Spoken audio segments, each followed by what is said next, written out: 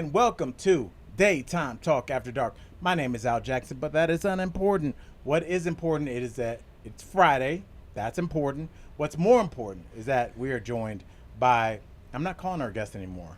We're calling her Fam Bam, Corinne Kaplan in the building. Corinne, how are you? I'm good. Yes. Glad we made it to Friday. Yes, you got the sleeves rolled up.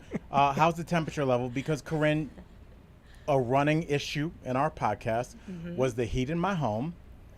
You're very sensitive to heat, although you were on Survivor twice. So talk to us about that. I don't know. I'm a sweater, and I don't want to be on camera sweating. And so, like, I'm just, there's no reason. I also grew up in Florida where we have air conditioning everywhere. I'm used to being, like, in air conditioning.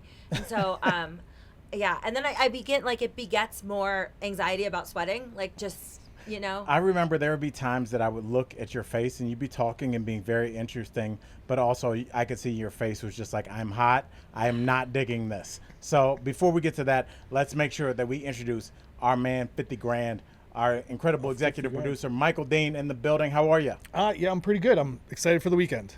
Big plans? No. So last weekend was, this big orchid show for my husband. And this weekend, I'm hoping to just lay low. All right. No flowers. Well, if you are in the Michigan, Ann Arbor area this weekend, come check me out. I got shows tonight, Friday, and shows on Saturday. So go to AnnArborComedyShowcase.com and get your tickets and come see your boy in person.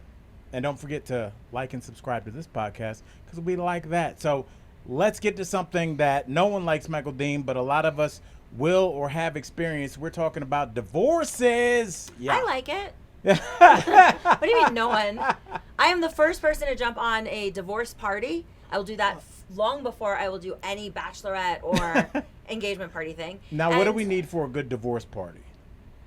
Well, a lot That's of a great alcohol. Okay. Some other things. Yeah.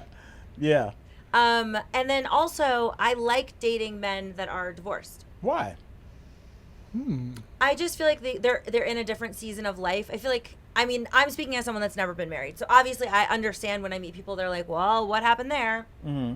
You want to know what happened? I got down on one knee and proposed to a guy in Idaho and he said no, unfortunately. She did. So can you tell that story? You can't just leave us there. Well, that's kind of the story. Basically, I was dating a guy in the Air Force.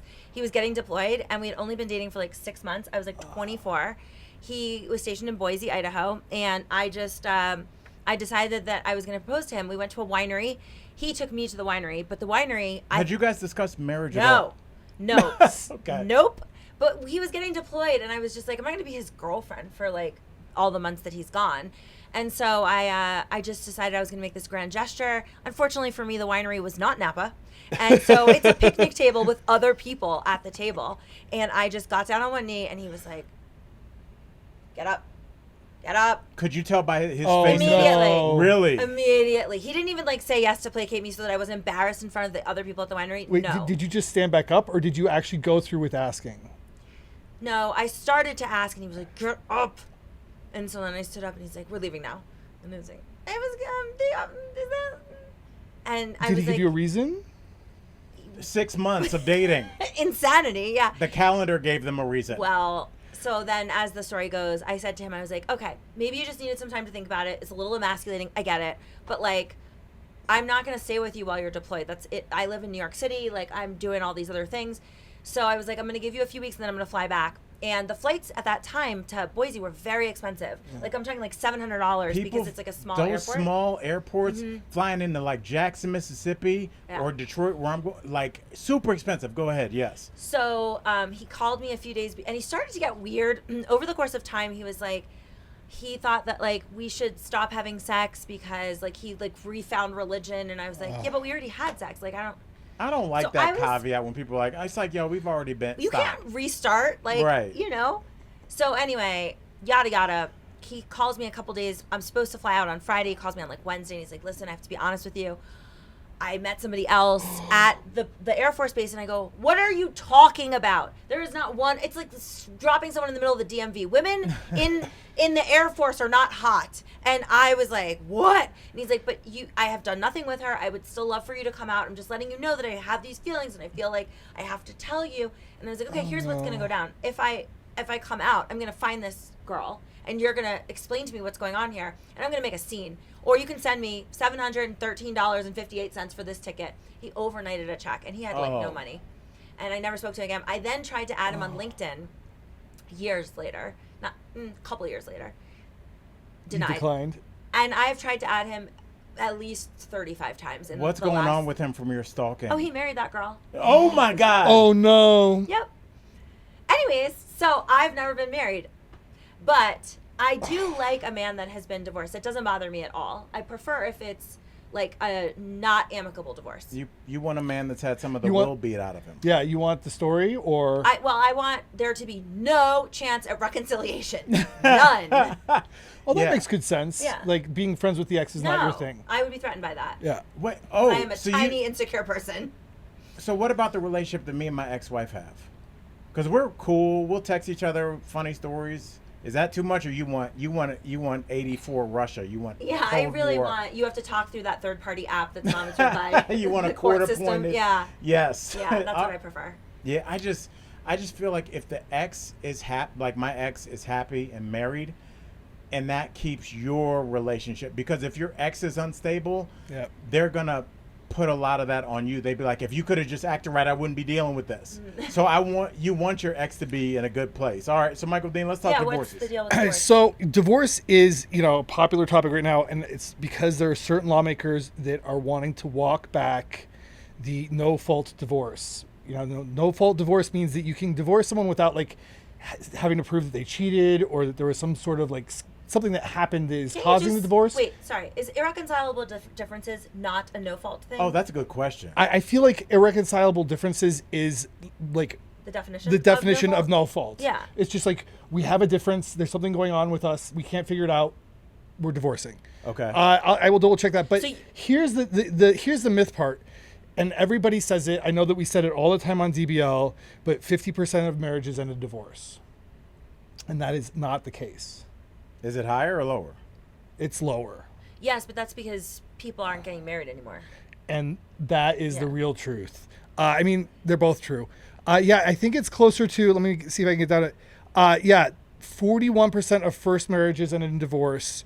And then 60% of second marriages, 73% of third marriages. I mean, by that time, you better have gotten it right. Jesus Christ. Wait, Nope. 73? And? It gets worse. Yeah. The more you get married, the worse. Oh, I did not. Really? Yeah. I did not know you were going to say that. Okay. Yeah.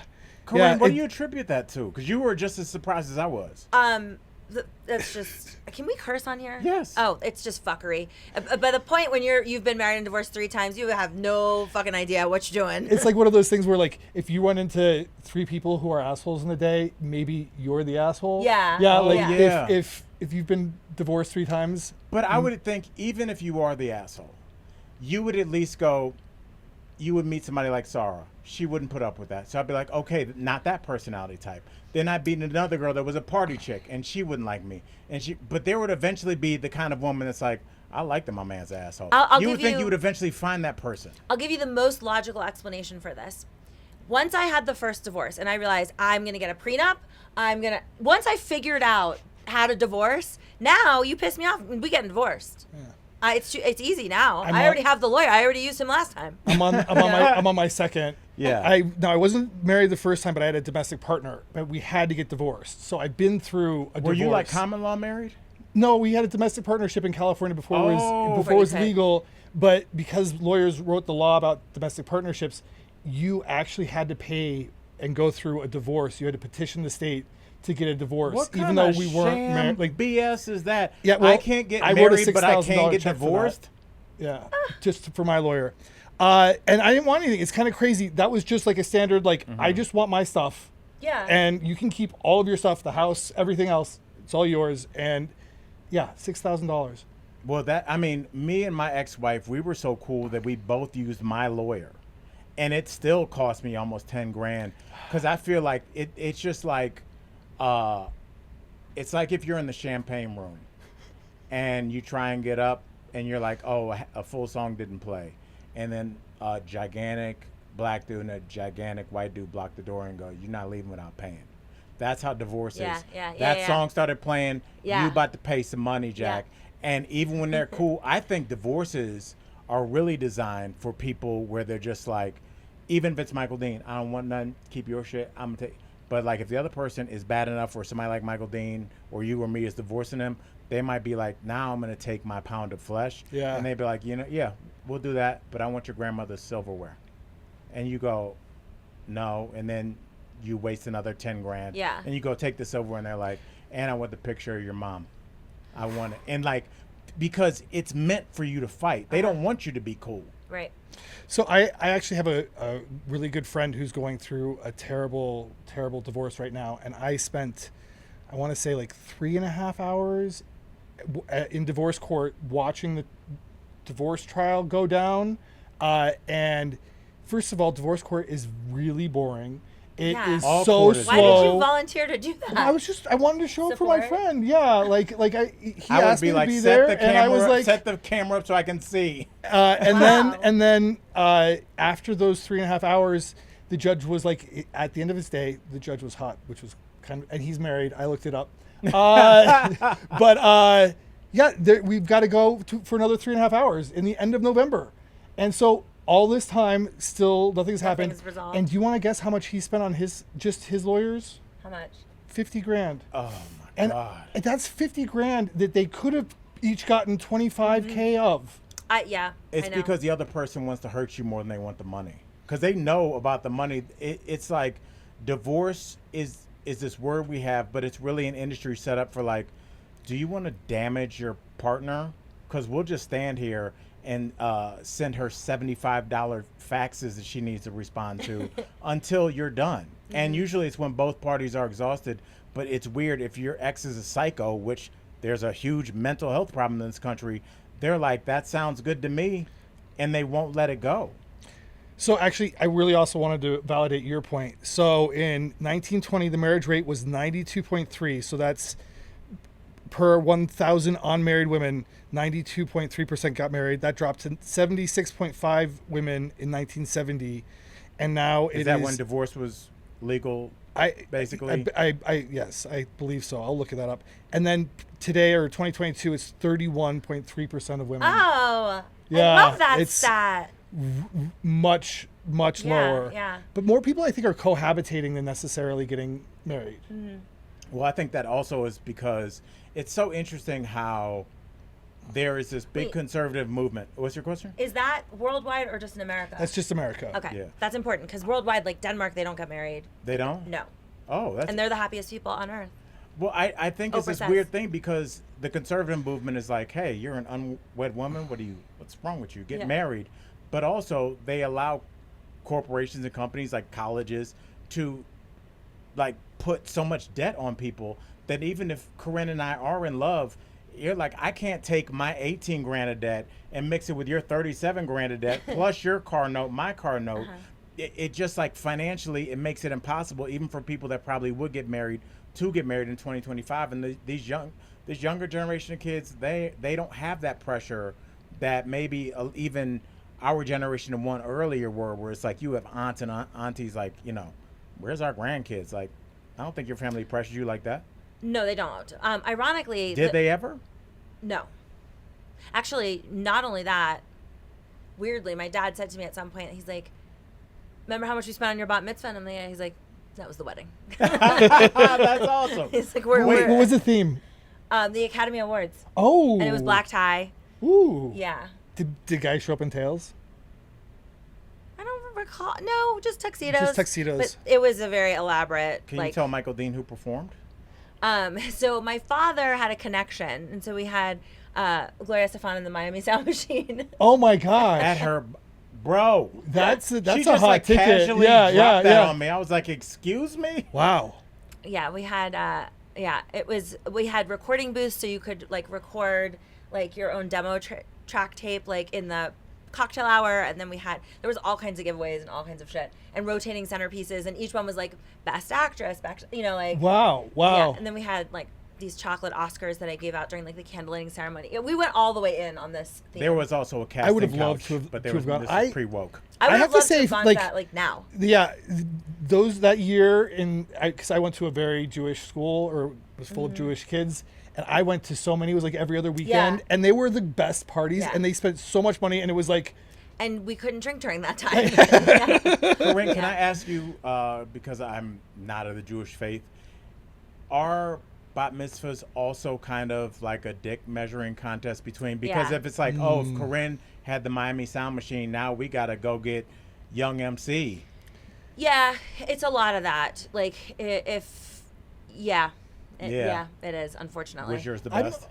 I think so. I was always kind of curious, like, did they coordinate with other kids about when theirs were? Yeah. So that, like, Oh, there's coordination? I mean, there's got to be, because there was, like, a bunch all at one time. You don't want the other popular girl to have hers on the same day as yours, because then you're going to split the traffic. Right. And so my parents were big on, like, there were often 2 in one day, but, like, the person that spent less money got the afternoon affair. Right. And, like, the evening affair, like, so I had it, like, on a Saturday night. It was black tie. Not black tie optional, just black tie. Did you get up and shade the other bat mitzvah? Like, I'd like to thank my opening act. That was wonderful. Your aunt's a good flute player. Trust, there was a lot of planning, because you did not want to accidentally have it at the same time. And lots of kids, if their birthdays were close to, like, somebody else's, sometimes they would do joint. So now you're competing with 2 other people that have a joint. ooh. Oh, You because know, they're situation. combining forces. It's like the UN. Yeah, so you just, like, you want the most amount of kids to come to yours. So much drama in the LBC. All right, Michael Dean, let's get to some unpopular opinions, or as Corinne calls them, unusual opinions. Yeah, I don't remember what I said. So actually, this is somewhat similar. The first one here is weddings are awful. I hate weddings. I happen to have just been to a wedding recently that And was. you look like you enjoyed yourself. I did, but that was a specific circumstance. First of all, this summer I've been to 2 lesbian weddings. Both of them were great. I am exclusively going to LGBTQ weddings going forward. They're so low pressure. They're so fun. And, like, everybody, see, I would never want to sit through the actual ceremony, like somebody, like, really, like, and these lesbian weddings, like, one of them was like, we're going to do a 5-minute meditation, and then we're just pouring alcohol. Like, that was the whole ceremony. And then the second one was equally as short. It was like 7 minutes of, like, their gay best friend officiating. And, like, those are very pleasant, but, like, you ain't going to catch me sitting through some shit. Anything at a church? No. No pew sitting for you? No. How long is too long for vows? Oh. Ugh. I am not. The second they bring a book out, like, I'm like, shoot, I don't want to sit through this. I really, short and sweet. And also, I'm a big fan of, like, let's take it private. Let's make it, under 2 minutes each for this. And then tonight I'll read you the other 7 pages of this vow. Right. Well, part of it is announcing your union to your friends and family and to the public. That's yeah, part but I of don't it. need all the inside jokes and, like, But you're drinking our booze. Yeah, I know. I have to suffer through it. I don't think weddings are traditionally very good. I have this last wedding I had a good time at, and this other lesbian wedding, and then I don't know. Weddings are difficult for me. What's your worst wedding story, or the worst wedding you've been to? Easy. Yes. This was years ago. I was dating a guy, and he was a model. He was in Mariah Carey's, I don't know, one of her videos. Ooh. Hi, Andrew. And we broke up and got back together. And when we got back together, we lived in New York. We were young. He took me to a wedding in Florida. And when we were at that wedding, I walked outside for a second, and there was a gazebo, and I found a guy that I went to sleepaway camp with who turned out became a doctor. And I was like, so when Andrew resurrected from this wedding to find where I was just making out with this other guy. And he was like, you need to leave. And I was like, now? And so I had to leave the wedding early, and I had to fly home. Oh. And you never saw him again? Well, I saw both the people involved in the story. Oh again. boy. What happened?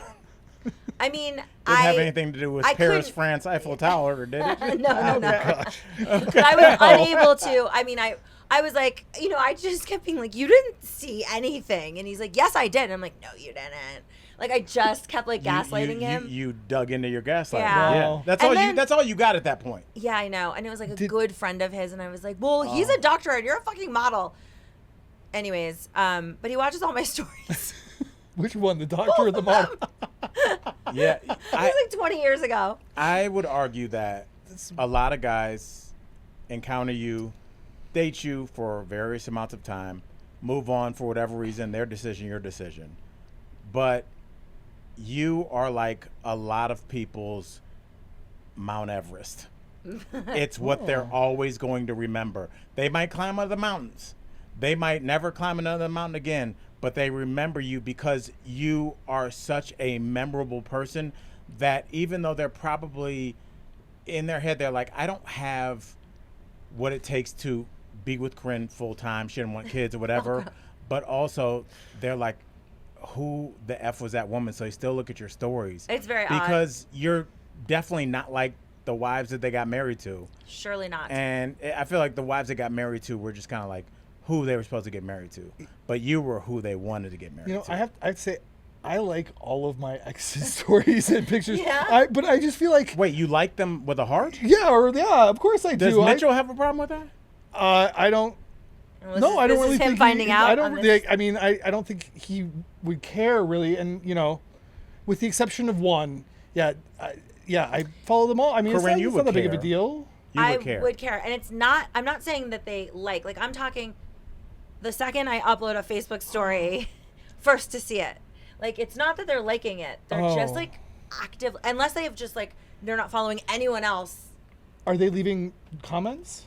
No, No. Okay. just viewing, but like the first person to view, specifically Wow. on Facebook, which is weird. That's so Yeah. weird. Yeah. Well, it's a generational thing. Yeah. But and it also means that like they have some kind of alert. Like set. alert, right? Absolutely.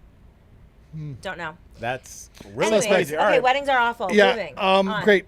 Driving under the speed limit is more dangerous than driving over the speed limit. I would agree. I mean, that's a big swing though. Like under by how much and over by how much. I have a company car and I am not allowed. I am graded every month. They track it with telematics. If I go over 9 miles over the speed limit for more than 30 seconds, I'm dinged. And if I am dinged a certain amount of times a month, like I get in big trouble and I could lose my job.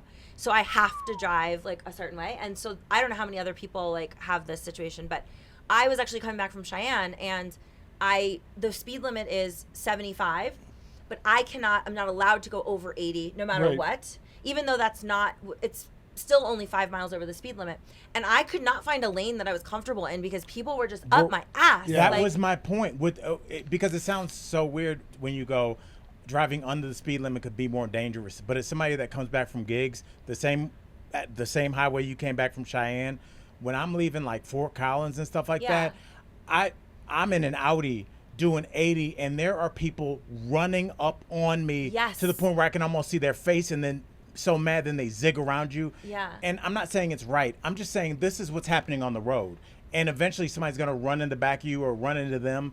And like you almost have to keep pace with traffic and Yeah. not necessarily the speed limit. I think that is exactly the key. If you just keep up with traffic, Right. that's the safest. Right. In my it opinion. is, but it's not lawful. right. Oh, it's definitely not lawful. I got pulled over for a speeding ticket with SAR on our way. Our friends invited us to the Chiefs game, so we were driving there. And I was leaving out of the state of Denver, and I got pulled over near Greeley.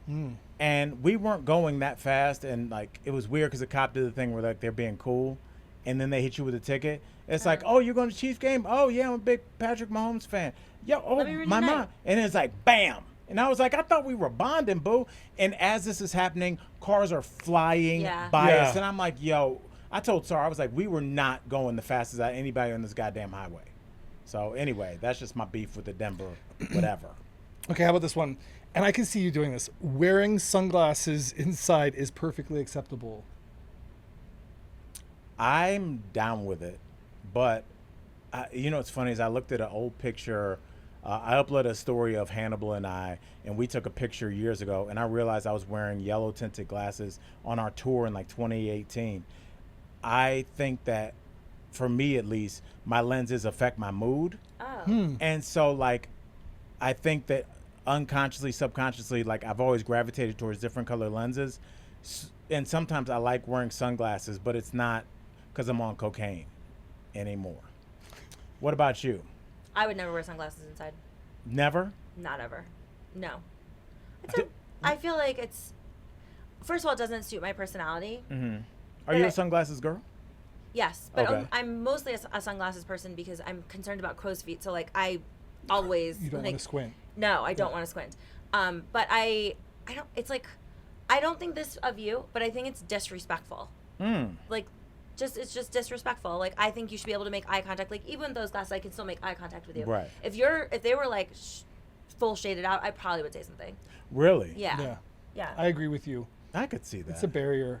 And also, like, who do you think you are? You're not like some celebrity trying to go like incognito. Yeah. I mean, you kind of both are, but still, you know. Anyways, it's What weird else to you me. got? Give me one more. Okay. Having weekdays off are better than weekends. I agree with that. I do agree What? with Let me that. hear your reasons. You know, it calls back to when I was a bottle waitress in New York. Industry nights are not on the weekends because all of us that were doing bottle waitressing and, you know, all the club stuff, we had to work on the weekends. So the best night of the week was industry night, which is usually like a Wednesday night. And so I just kind of carry that with me. So I think it's like really special to like go out on a weeknight. I like it. I just, you know what? I always liked living in Miami. You know, it was like kind of an unsaid thing, but the weekends were for tourists. The people that Yeah. lived in Miami, Right. the hottest nightclubs were Tuesday nights. Wednesday was bed. Yeah, yeah. And so in Miami, it was Backdoor Betty. We would go, you know, a place that's Cameo on what Yeah. they used to, and I'm a black dude, so I used to go just palm the chick in the front, $50. Me and my boy walk in, and we would kick it till like 5 in the morning, go straight to work. You know, and I just always felt like on weekends, there's people out, but they got like partners that are like, oh, my boyfriend's out of town. So you end up spending 2 hours with a girl and you're like, oh, you have a boyfriend. Why'd you waste my time? Yeah. The people that are on Tuesdays, everybody. They're committed. Everybody that's out on Tuesday didn't fall. They're out to kick it that Yeah. night. So it's the bridge and tunnel crowd on the weekends. Yes, exactly. It's Bush League. Yes, Yeah. I love it. I will say this, and it's a way to always remember if you should go out or not. You should think about this. I was in the Bronx with my homeboy, and we were driving from the Bronx to New York City. It was a crazy snowstorm. We were in his mom's van, and I was like, dude, why are we going out, man? No one's going to be out. And he goes, you're right, but the people that are going to be out really want to be out. And we had a good time that night. Anybody that's out in a snowstorm, weekday, that's white But people. it's but like to your point, like it's especially like I love. We just had Labor Day, right? Right. Which meant we could rage on Sunday because Right. all of us were off on Monday, and it feels so like special. Yeah, I went to 2 parties that night. Yeah, Yeah. it was a great time. Yeah. I think the responsible adults should have said, we can get all our errands done, like the bank and the grocery store. You guys are just like, I can keep drinking, even Yeah. though it's a I weekday. mean, I spent the weekend filling up a dumpster. So like a Sunday night out, yeah.